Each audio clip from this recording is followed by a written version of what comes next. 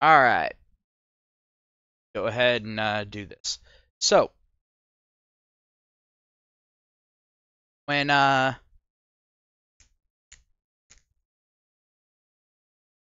when you hear the term tenure and union, usually what you're thinking about is like with tenure, you're thinking about a job that's guaranteed, all of that sort of thing. Typically, because you've worked for a place for so long, it's basically protecting you until you can retire, and so on and so forth. And when it comes to unions, you're probably thinking, a group of people that are sitting there and gathering for workers' rights and so on and so forth. On the surface, that's true. But when you get down into the meat of it, that's not what it's about at all. Now, it might be about that, but it's not the end results that you get. Now, this is kind of a touchy subject because there are some people that believe that tenure is a good idea and that unions are a good idea, because who could possibly be against, workers' rights or a teacher feeling secure in their job? Me. I'm one of those people that sits there and says, fuck that shit. Not to workers' rights, not to feeling secure in your job, but you should at no point ever feel so secure in your job that you start slacking at it. Hey, Danish, how's it going? Now, or even at the same point, start doing things that aren't your job, things that have nothing to do with your job, while slacking at doing your job. It's mind-boggling to me. And the problem with this is let's go ahead and use tenured professor. Let's go ahead and use that as an example. Once a professor gets tenure, basically what it is, they're guaranteed for a certain amount of time that they will have that teaching position. And this is a real problem because the thing is typically what you see with tenured professors is before tenure, the professors are constantly moving, doing as hard of work as they can. They're doing everything that they can. They want to make sure that their students get good grades. They want to make sure that their students are coming out with the knowledge and skills that are necessary, so on and so forth. But as soon as tenure gets there, as soon as they get that tenure, all of a sudden their curriculum goes more political, goes more to an indoctrination thing. It tends to go to distorting facts. It tends to go to making it so that if someone disagrees with them, that person gets a low grade because that professor has no reason to worry anymore. Their job is guaranteed. So they can sit there and fail you for anything at this point.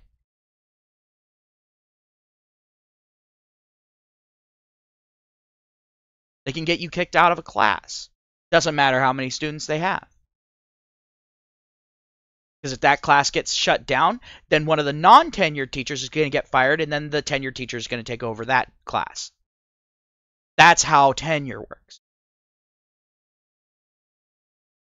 It is guaranteeing you a job, no matter how piss poor of a job. That is a problem. That isn't good for the consumer, in this case, students, and parents of said students who are paying for it. It's not good for business because it's going to breed animosity. And people are going to see that. They're going to be busting their hump.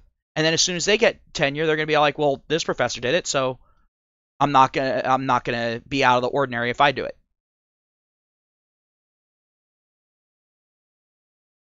No one should have a guaranteed job. Ever. Because once you're guaranteed that job, you get complacent.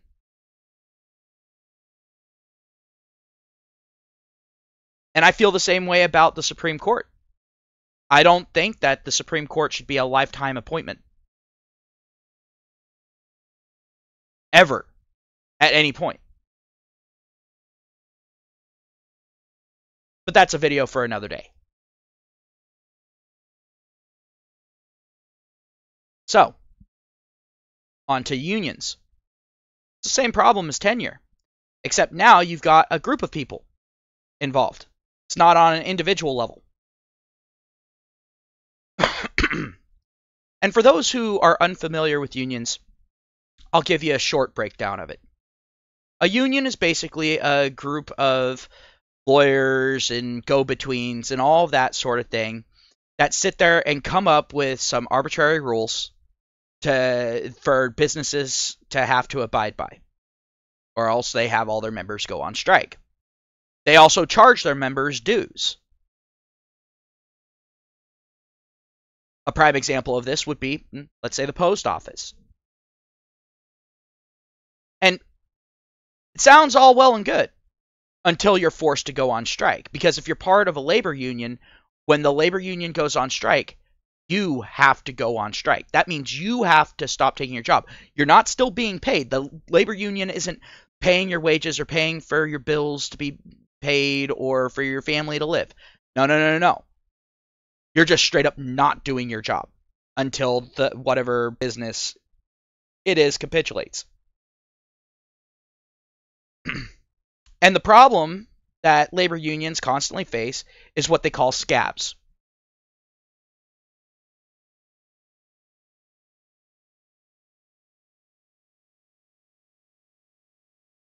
Now, scabs, for people who are unfamiliar with it, when a union goes on strike, scabs are the temporary labor that's brought in while the strike's going on. It greatly diminishes the bargaining chip that these unions have. In fact, unions for a while there actually tried to get it to be illegal for businesses to hire so-called scabs. Of course, that was actually shot down because the governments were all like, we're not going to sit there and say that these people have to go on a hiring freeze because you go on strike. You do not get to override them being able to hire people. And strikes get ugly. It's not one of those things where it's just people outside with picket fences and that sort of thing. You'll see them attack people. You'll see them, attack, the people that they call scabs, that sort of thing, block their vehicles, make them unable to get to a work site, whatever, whatnot. That doesn't always happen. Don't get me wrong. I'm not saying that always happens. In fact, that's for the most part a rarity as far as I know. But it does happen. But basically what it is it's people that have agreed to work for a company that aren't getting that happy feel-good feeling anymore, or someone who is involved in the union being a lazy, worthless pile of fucking filth and not doing their job and getting fired, and then them forcing you to put your livelihood at risk. Put your livelihood on hold for this person. Even if you as an individual, the business is treated perfectly, you still have to say, I'm not coming into work. I'm going to do something that they could actually fire me over. Because this person who was caught sleeping on the job 4 times in a row in the same fucking shift got fired. Because they're part of the union. Because they've paid their protection money. And yes, unions are a racket. Yes, unions are basically the same as a legalized gang.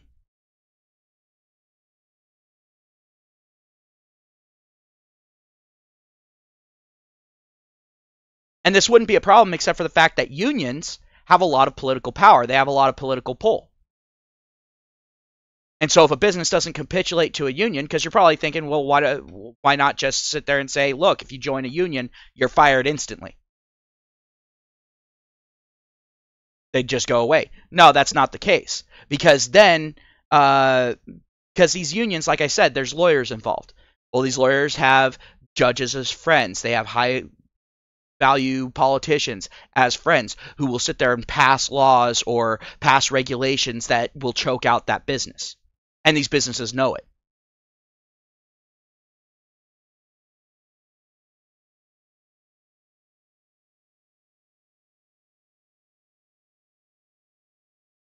So that is a very definite problem. And we're starting to see the ill effects of it. Especially with the tenured professors. I'm actually going to focus more in on that than on unions, because unions are their own thing. They're their own problem. But the tenured professors, on the other hand, are very much so a problem, because these tenured professors tend to also have a lot of clout. With tenure comes a lot of clout inside of it, because if the professor gets pissed off at the administration, the professor can sit there and basically stage their own little fucking strike or whatever, and basically just have the students color in coloring books all day, not teach them a damn thing, make the numbers for the university absolutely dismal.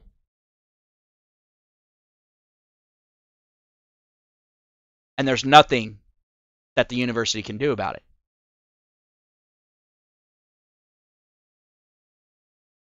A tenured professor can go onto social media and say the most atrocious things, and they can't be fired for it. Under the most extreme of circumstances, yes, they can. Like if they are found committing actual physical acts of violence. But that's about it.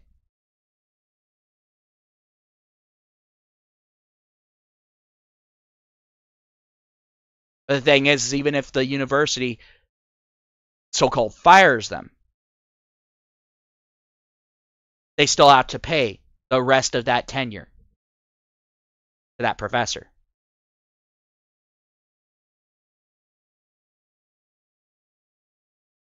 But the thing is when you go ahead and, hey Deke, how's it going? But when you go ahead and you take a look at it, who are the professors that tend to get tenure? Oh, it's the professors that tend to have the same political leanings as all the rest of the professors. So then you get a monochromatic political atmosphere, which tends to be far left at this point.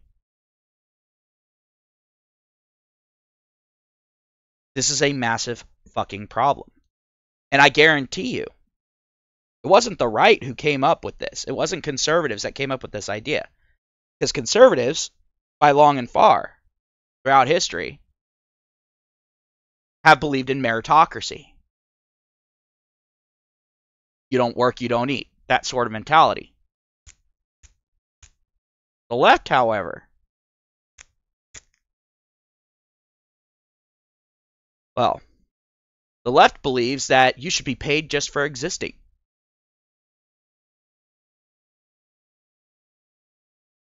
That you should at least have a base level of living.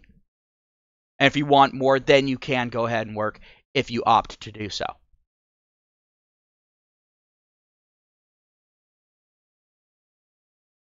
And that's on the light end of the far left. On the far, far end of the far left, when you get deep down into it, they believe that the harder you work, the more you owe to everyone else around you. That if you work hard and you get ahead in life, then that means that you've stolen from someone. Part of a Marxist ideology.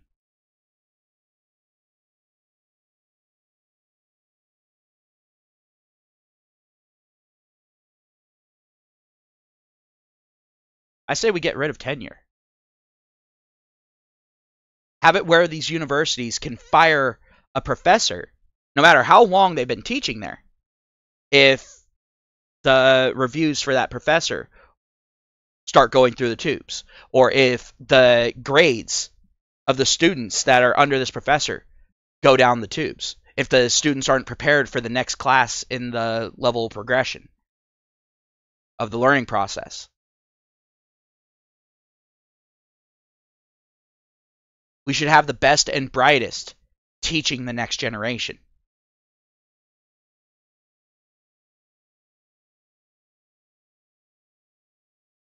We shouldn't allow for those who are subpar to teach the next generation. The very basic thing.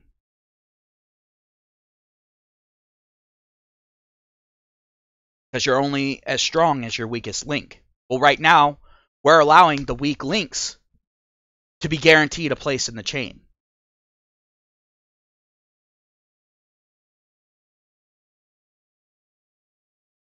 And quite frankly, at this point, I think unless you are teaching a political science or philosophy class, at no point should you be able to bring up politics in class. Ever.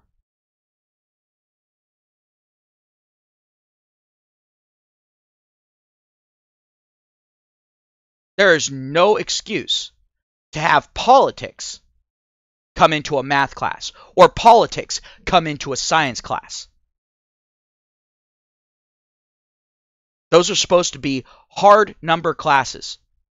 Strictly fact, not theory.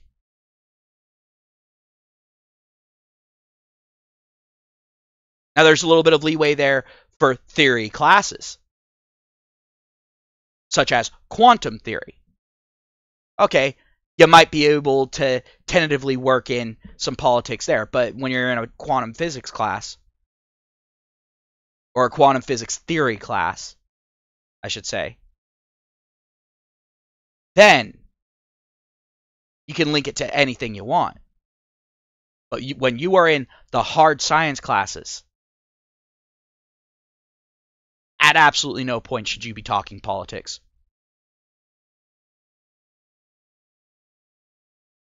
And Danish says make them work under a month-to-month contract. See how they work out. Very true. I agree with that. Because then, and I don't necessarily agree with the month-to-month aspect, but I do agree with a semester-to-semester. Base them keeping their job off of how satisfied the students were with the class, to a degree. Because you can't fully have that, because then you could go ahead and get an entire class full of libtard students that are going into a science class, and the science teacher says there are 2 genders, and only 2 genders. This is what the science tells us. And then the libtards are going to sit there and argue with the teacher and then say, he just gave me a bad grade because I disagreed with him, blah, blah, blah. No. No. So you got to avoid that problem in and of itself. And I don't think that other professors should have a say in whether or not a professor keeps their job. It should be strictly the administration. This will accomplish several things. 1, the administration then would have to take the full blame and the full brunt whenever something goes wrong, whenever you get your Yvette Falarkas. Then it would be strictly on the administration. They wouldn't be able to point the finger at anyone else.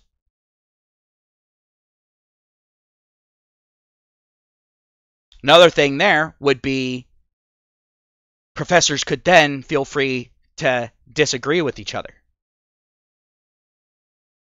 And it would actually come down to a debate, since it is in a school system. Which debate is a major part of schooling. It's a major part of learning. Quite frankly, I think the art of debate should be taught to every student.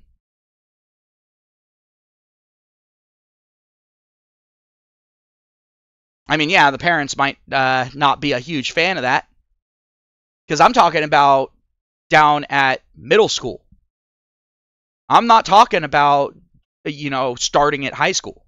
It's too late at that point. I'm talking at middle school level. Teach them how to debate. Actually hold debates. Don't give participation trophies. To the victor go the spoils.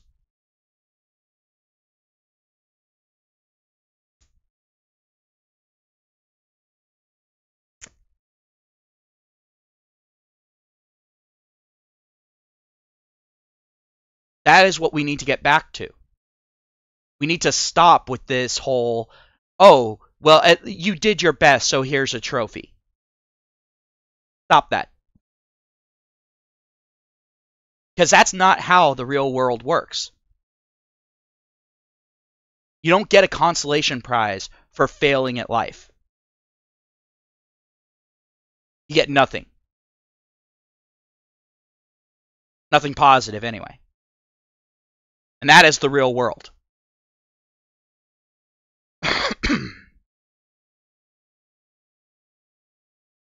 Honestly, I wish I could go back in time and find the person who initially suggested participation trophies. And I wish that I could slit their throat as they were in the middle of saying it. Just pop in behind them, slit their throat, and disappear again.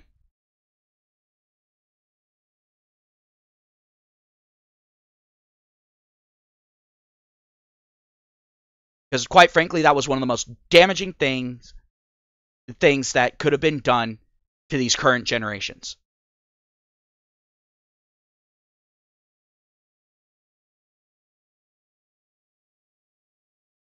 Everyone's all like, oh, well, they're kids, they don't have to, they're not having to deal with real life yet. Yes, they're not having to deal with real life in its full brunt yet. But in their own ways, they do. It's called growing pains. And I'm not talking about physical growing pains. I'm talking about the emotional ones. The teasing, the bullying, the finding your place in life.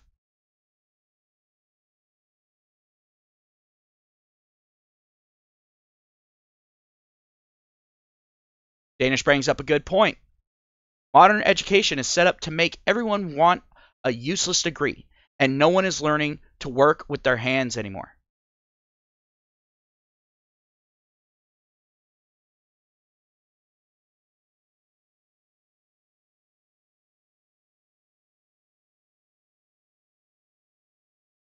But the thing is if we were to go ahead and teach debate, then for one, the students would have to learn how to actually do research, how to actually pose their arguments in a convincing way. And they would quickly learn that having to argue the bullshit part of an argument is really going to suck. Because then the person that's telling the truth, that's using the facts, will be able to pick their argument apart at will.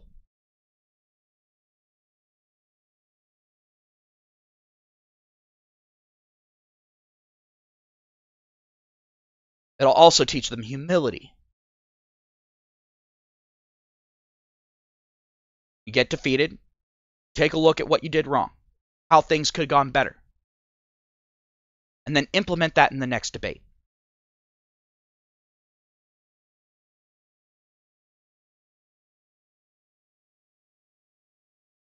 Those of us who talk to a wide plethora of people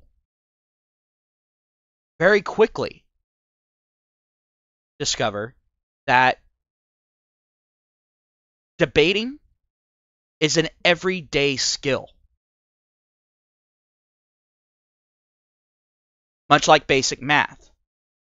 We use basic math all day, every day.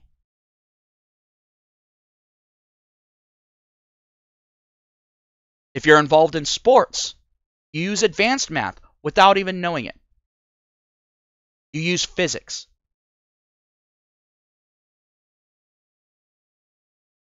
fact, I think there was a TV show where they actually showed one kid actively doing the physics in real time.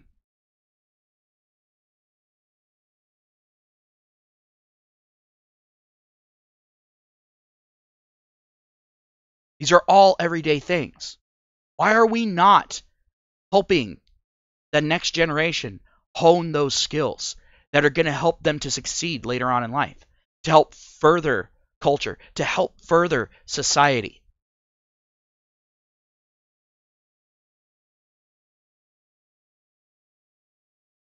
Why are we giving a permanent job to teachers that aren't there to further the knowledge of their students, but to just indoctrinate them?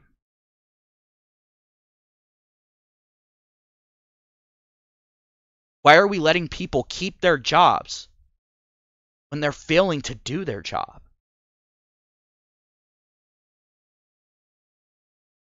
Why? It makes no sense to me. People bitch and complain constantly about the entry level jobs. Why are they bitching and complaining about it? Because when you're at an entry level job, you're just a number. No real name there.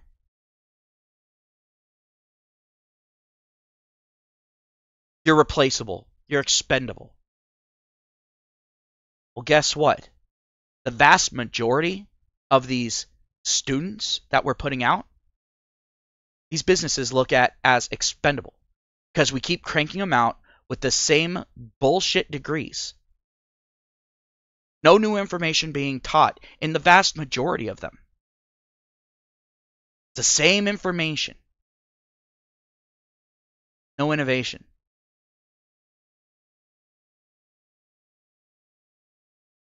And I do partly blame tenure for this, because the non-tenured teachers bring forward innovation, bring forward these new ideas, whereas the tenured professors,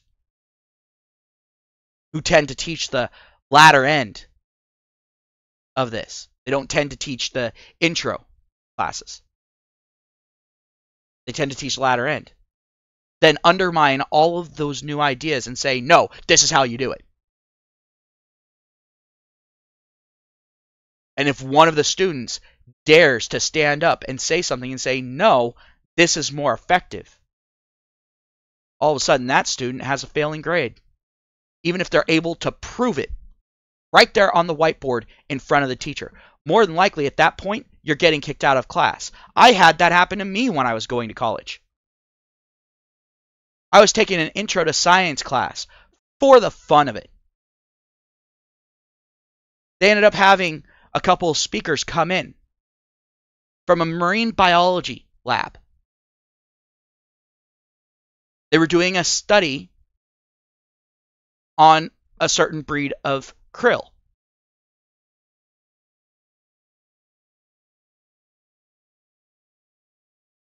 I ended up asking a bunch of questions that they never answered. They said, ask any questions you want. And these weren't hyper advanced questions. They were basic ones. Ones that you would expect any scientific paper to get out of the way straight off the bat. Namely, well, what happened with your control group? Turns out they didn't have a control group. Now, anyone who's familiar with the scientific method will understand how big of a problem it is to not have a control group in an experiment.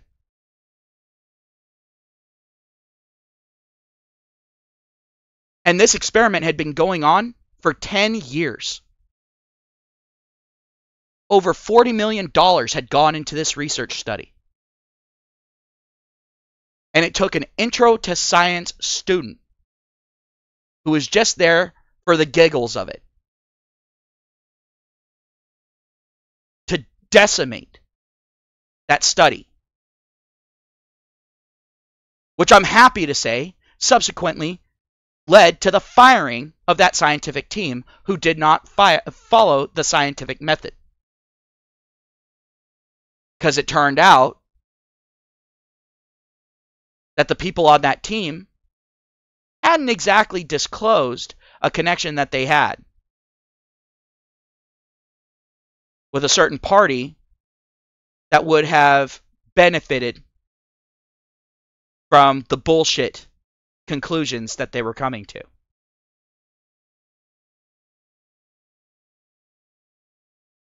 I got kicked out of that class for being disrespectful by way of asking questions.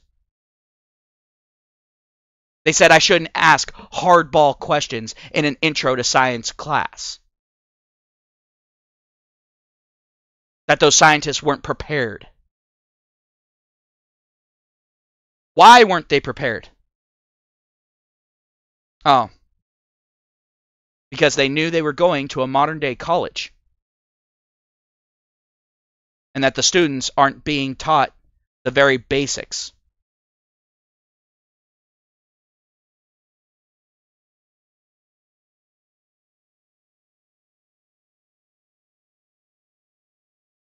They weren't expecting someone who actually has studied science throughout the entirety of their life. I started getting interested in science when I was 4 years old.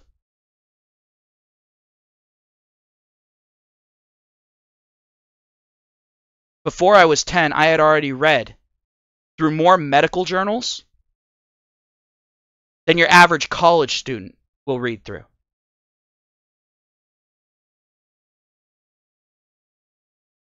So I'm familiar with science.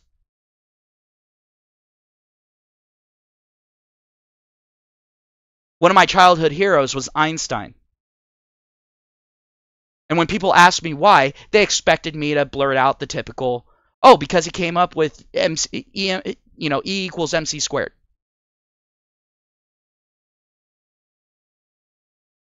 They were always shocked when I would sit there and say, because he found a way to simplify science. He found a way to come up with answers to some of the biggest questions and some of the biggest problems that we've had while working at a patent office, stamping papers.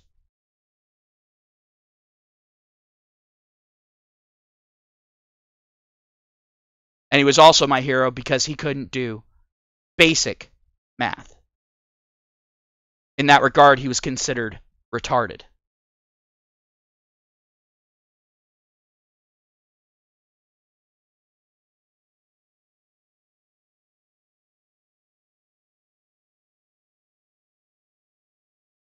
But, hey Carly, how's it going?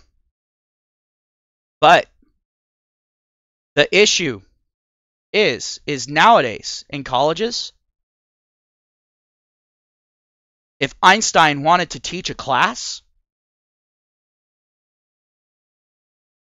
he wouldn't be given a class to teach.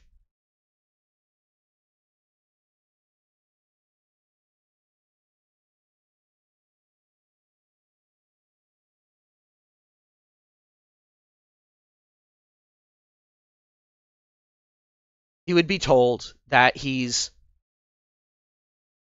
not politically correct enough.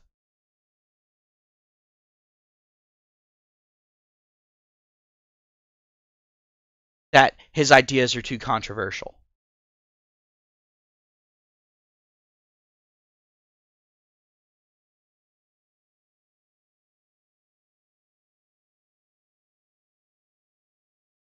There's a basic premise in engineering, and that is the more complicated the machinery is, the more it can go wrong.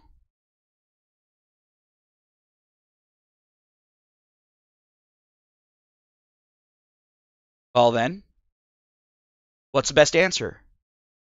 Keep it simple. Are there some things that are going to be very complex? Yes, there are. But don't allow them to become more complex than what is needed. Don't add complexity to add complexity.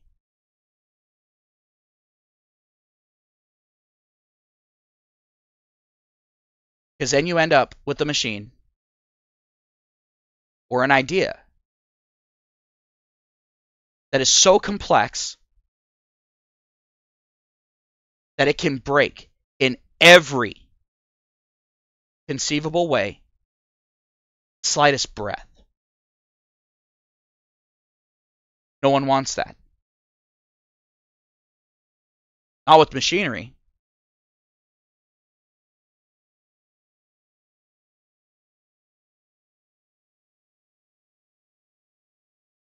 Sure as hell not with ideas.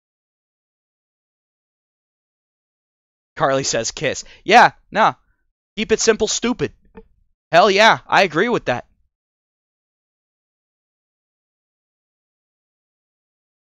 But the thing is we look at the more simplified ideas and think that they are somehow less worthy of our attention.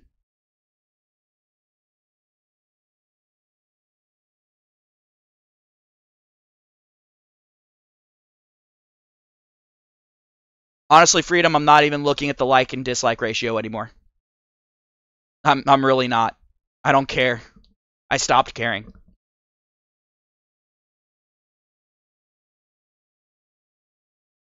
But if people like what I'm saying, sweet. The more likes I get, more engagement I get. More comments I get. More engagement I get, the farther it spreads. So I do appreciate the likes. I really do. Because it helps get the information out there.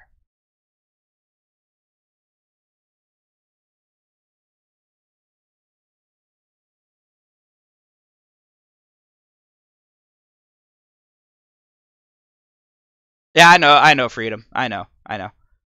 It's always funny whenever you've got more likes on something. You know, whenever you got more likes on something than people watching it, people are all like, oh my god, Illuminati confirmed. But it's all like, you know, people come in, watch a little bit of your thing, leave a like, and then they have to go and work or go to bed or brush their teeth or take a shower or whatever. I'm guilty of this on live streams as well. But the thing is when we're looking at these simplistic ideas, we somehow think that they have less merit because they're more simple.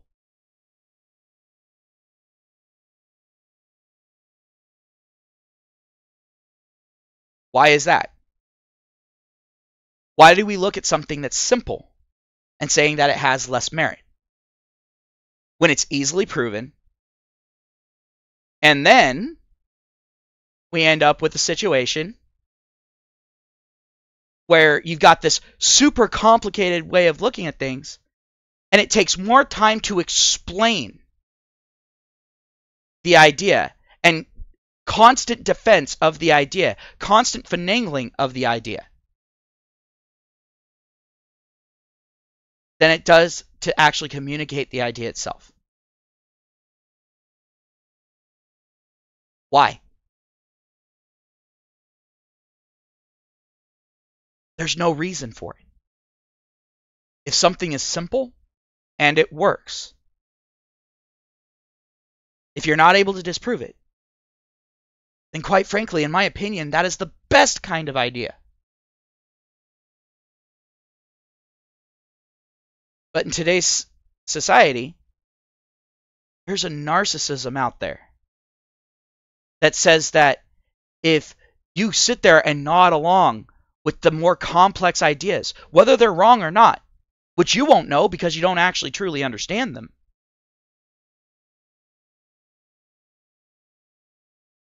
that somehow you're smarter than other people and that somehow makes you more important. I want to bring this back up. We're all made out of the same shit. It doesn't matter if you think that you're smarter than someone else. Because the thing is, that person that you're thinking you're so much better than is going to have skills that you will not be able to match. Just like you have things that you're going to be able to do that they can't do. All you're doing at that point is saying that the skills that they have over you are less important because you're more important.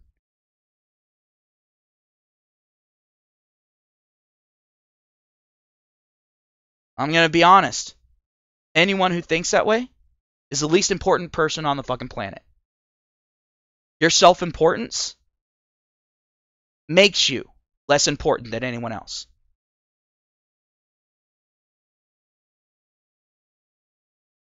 Now, if you're wanting to find truth and wanting to better yourself, then that puts you head and shoulders above quite a few of the people that we have living today in society. Because so few people nowadays are actually interested in truth, are actually willing to look at the facts in a neutral manner. In fact, whenever a person looks at the facts in a neutral manner, like that TA up in Canada, they're attacked for it. Why is that? Because the people that think themselves to be academics were challenged.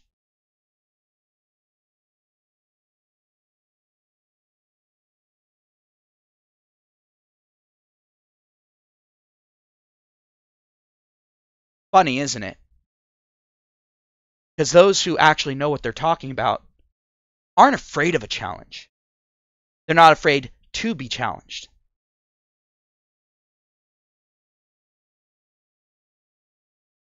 They'll go ahead and develop a mentality very similar to mine, with my mentality against trolls.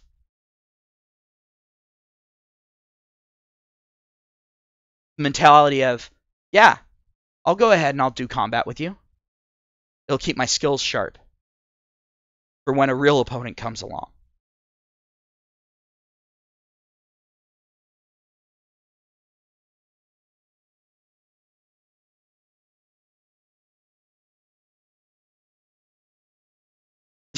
Carly says we're all made of the same stuff. Unless you're female, then you're manipulative, fake up, hypergamous, monkey branching, gold digging, hoe bag slut.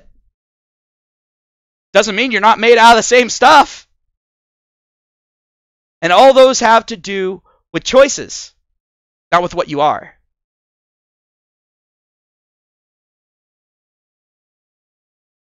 We all have our positives and negatives. Just, do we choose to have more positives than negatives? Do we choose to side with fact over fiction?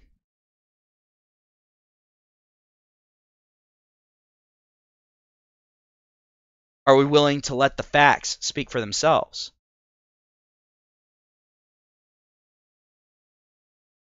Or are we one of those types that selectively mutes the facts to further our own ends? Those are the questions that you need to ask yourself. Because if you're a person that wants to manipulate facts, that's easily enough to done. Speaking the truth, letting the facts speak for themselves, that is the hardest thing possible to do. It means at times you are going to have to admit that you're wrong. And we as humans hate to do that. Hate admitting that we're wrong.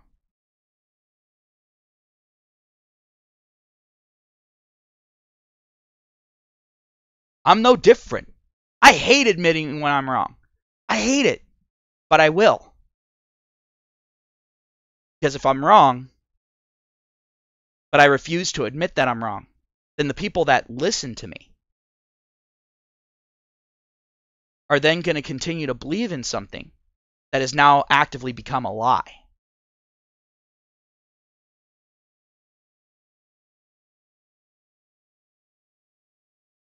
And Carly, love is real. It's chemicals fizzing around in your brain. So yes, it's very physically real. But the notion of love is dead.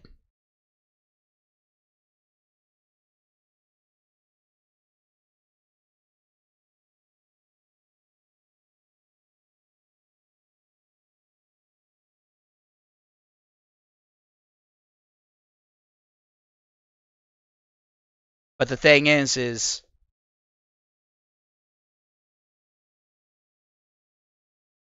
we're seeing a time now where fewer and fewer and fewer people of merit are actually wanting to go to university. They're choosing trade schools. They're choosing apprenticeships. They're choosing building their own portfolio, starting their own businesses.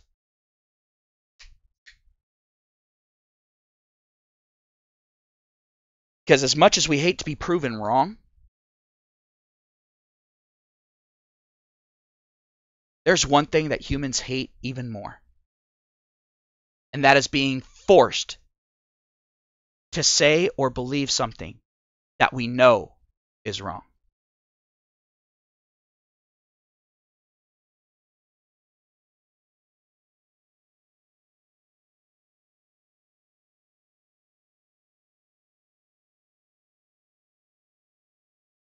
That is the one thing that humans despise above anything else, because that takes away any and all agency that you could have possibly ever had. It means that you're not even free in your own mind.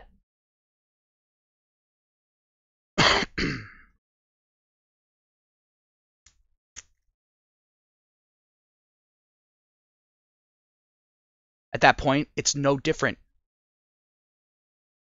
than being in a waking vegetative state, unable to interact with the world around you, unable to communicate in any way, but being fully aware of everything that's going on around you. It's an existential nightmare.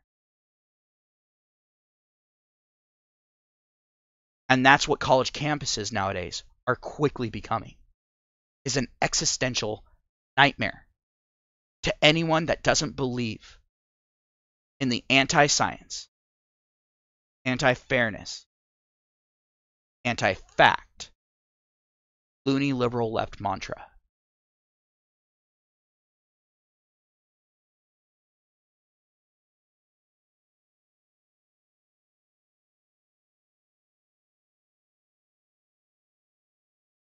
There's a reason why we're seeing less and less men even attempting to go to college. They're choosing to go to trade schools, learning to work with their hands, learning valuable skills without all of the bullshit political fluff.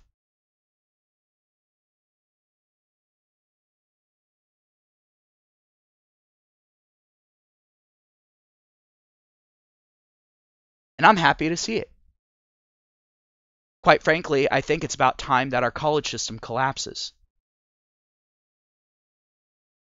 Because just because a system collapses doesn't mean that it's permanently gone.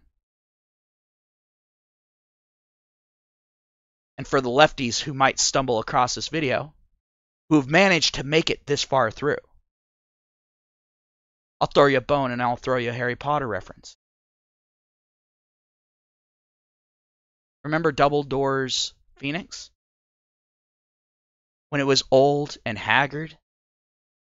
When Harry first walked in to his office. Looked like absolute shit. Then it burst into flame, burned to ashes. But then remember seeing it when it came down and helped Harry out. When he was fighting the basilisk. Suddenly, a fully functional, gorgeous bird appeared.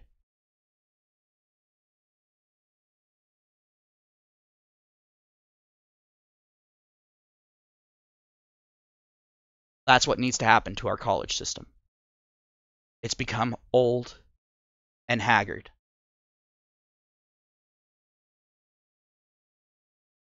So now, it needs to be burned to the ground and reborn from the ashes. Full reset.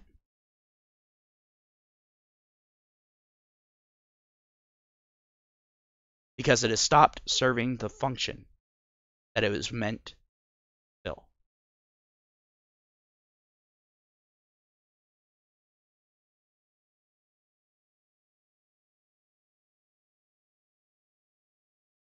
One of the things that needs to stay in the ashes is tenure. The basic idea of tenure needs to be laughed at, mocked, and scorned until the end of humanity.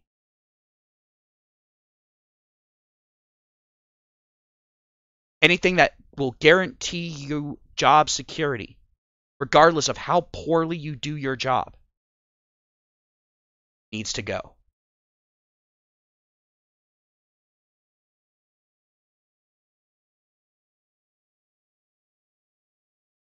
Because only then can we have true meritocracy.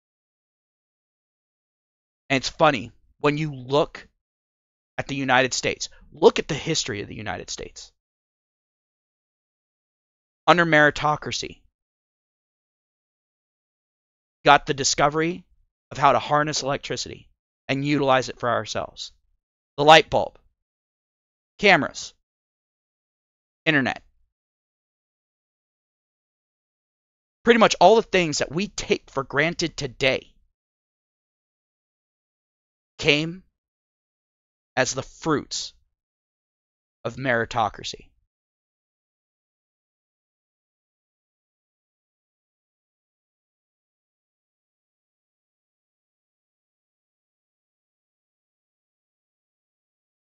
We've seen meritocracy in action, and it works. Not flawlessly, because nothing that humans will ever do will be flawless.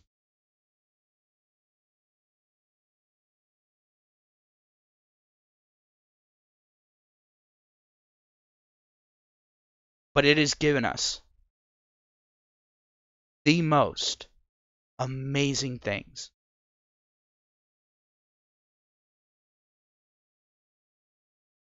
And I shudder to think where we would be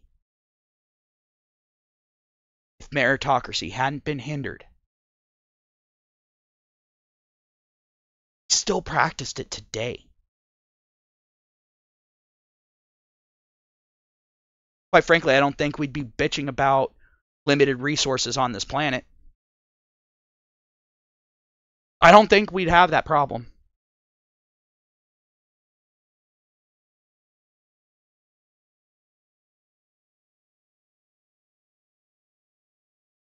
And you're right, Carly. I won't ever give up on the dream of meritocracy.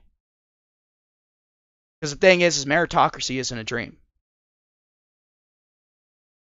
I'm just waiting for us to wake up from this nightmare that we found ourselves in.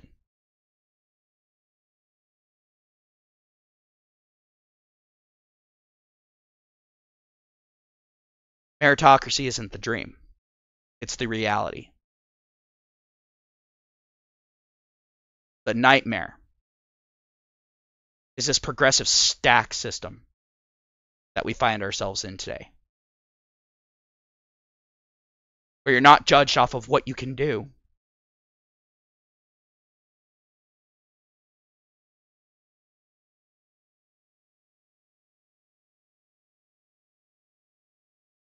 but you're judged off of what you are.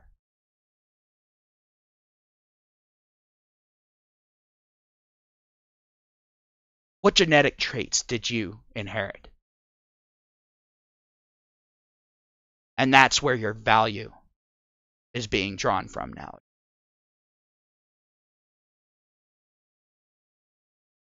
By a staggeringly sad percentage of our population.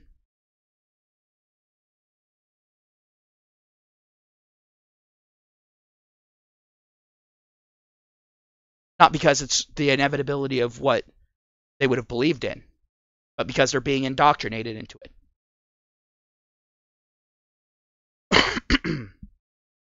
There's a saying out there, goes something along the lines of, those who can't do, teach.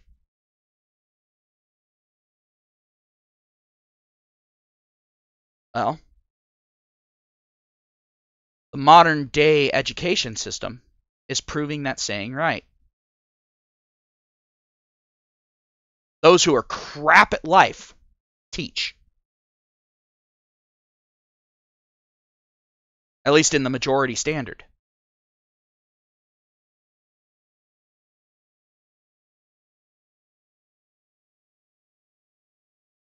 So, how do we change it? Oh, yeah. Have those who are successful teach.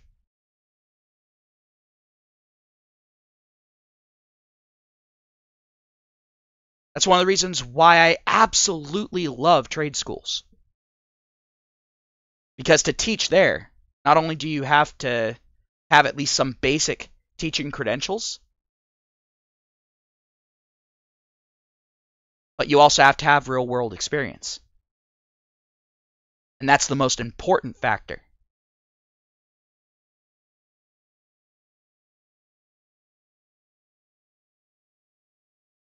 I'm just going to go ahead and say this. I honestly think that more and more people nowadays are becoming visual kinesthetic learners. I don't think I'm in the minority anymore.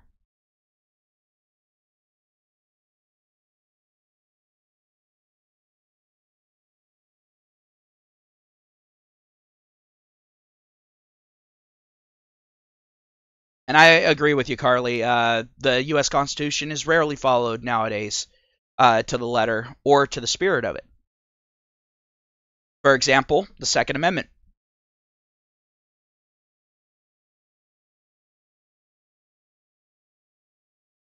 Where we have the right to bear arms. Now people are sitting there, and instead of the spirit of it, they're arguing what the spirit of it was.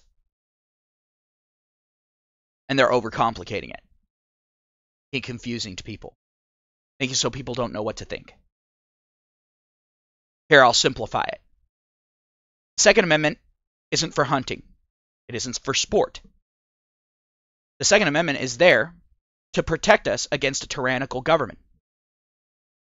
So that way, when the First Amendment is encroached upon, the Second Amendment can be used to knock down the government that's trying to take away your right to say what you want to say. Your right to express yourself freely, to criticize the government. And I'm not surprised that it's the Democratic Party that's wanting to get rid of the Second Amendment, while they are simultaneously trying to get rid of the First Amendment. As well as, I believe, the 13th Amendment. Your right to a trial by jury, a trial of your peers. Forget which one that is. I'm not one of them there learned people.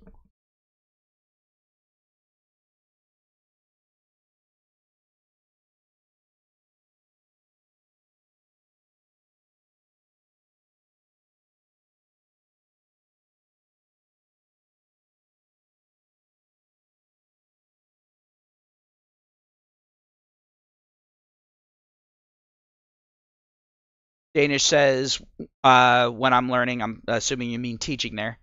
When I'm learning trainees to cut stone, it's easier to take them out and show them. The younger generation get bored sitting in a classroom. Yes, and that's actually very indicative of visual kinesthetics. I'm one of those people. I absolutely hate just sitting in a classroom for hours upon hours upon hours. And I'm not exactly the younger generation. Technically, I'm at the very front end of millennials. But I hated sitting in a classroom, just listen to a teacher drone on, and on, and on, with no interaction whatsoever. However, you throw a project in front of me, or I've got to build something. Oh, yeah, you owe me a new zipper.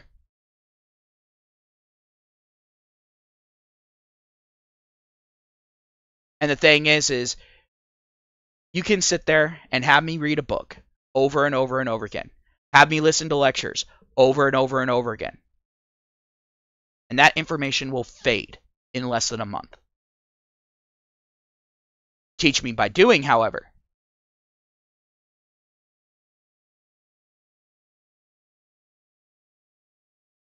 And that is when the information sticks.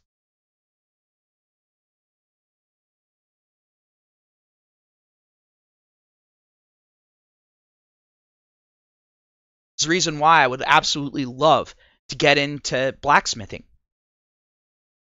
I love working with my hands, believe it or not. And as much as I hate high temperatures, I would enjoy the shit out of creating something out of metal. I'm also kind of a weapons freak when it comes to medieval weaponry. I would love to be able to forge my own swords, my own knives, my own daggers.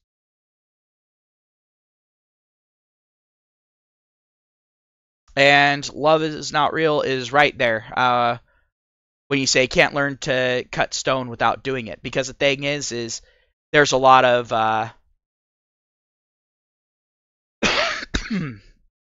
where there's a lot of nuance to it that you just can't get from a lecture. You can be told about it, but until you actually see it, until you actually experience it, you're not going to have the slightest clue of what to do when it actually happens.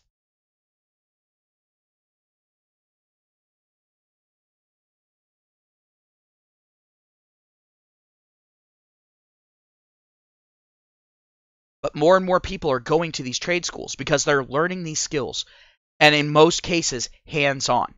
Trade schools have a really, really good knack of doing that. That information sticks because you're learning by way of experience.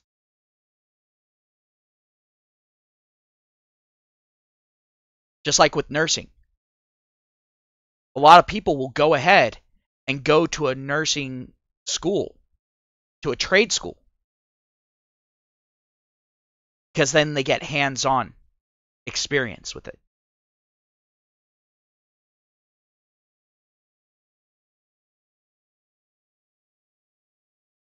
So it's kind of one of those things of the old way of doing things, kind of like old media, dying. Because before, a lot of people were auditory and visual learners, not so much kinesthetic. Kinesthetic learners weren't the ones that went to college. They were the ones who became the masons. They were the ones who built things, who became artists, so on and so forth. Whereas now, a lot of people are finding that learning kinesthetically, learning through tactile interaction, by learning by doing,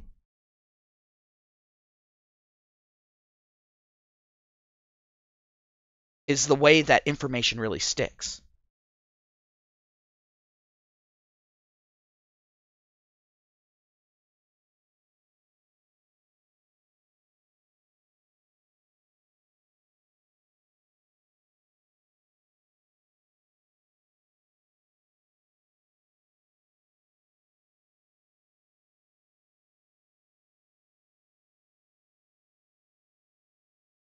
That's where we're at. And we're seeing the results of this. Raising costs of tuition. Because less students, and it means you have to charge each student more to pay those tenured professors that are guaranteed their absorbent prices.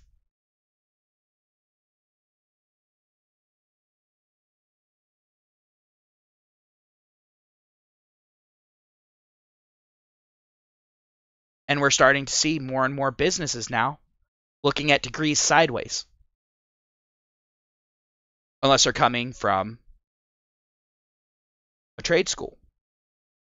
They're looking at these business degrees and so on and so forth, and they're like, eh. They start asking about the other classes that you took.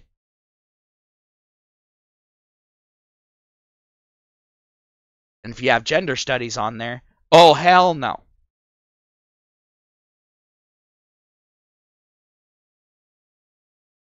They'll go ahead and they'll look for someone who doesn't have that on the record.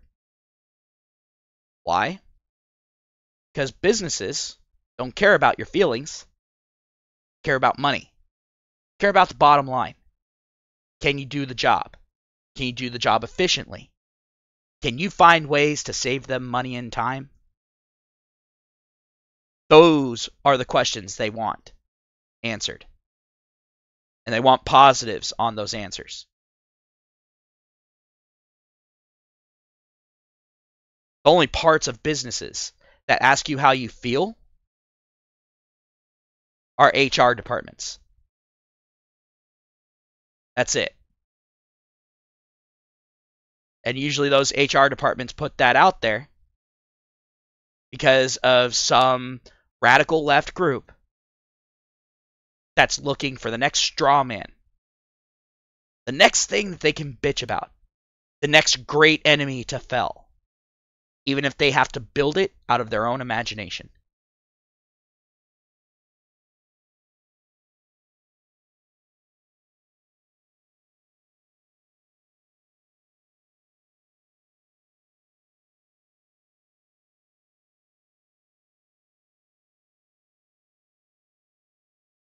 But I'm going to go ahead. I'm going to end this here.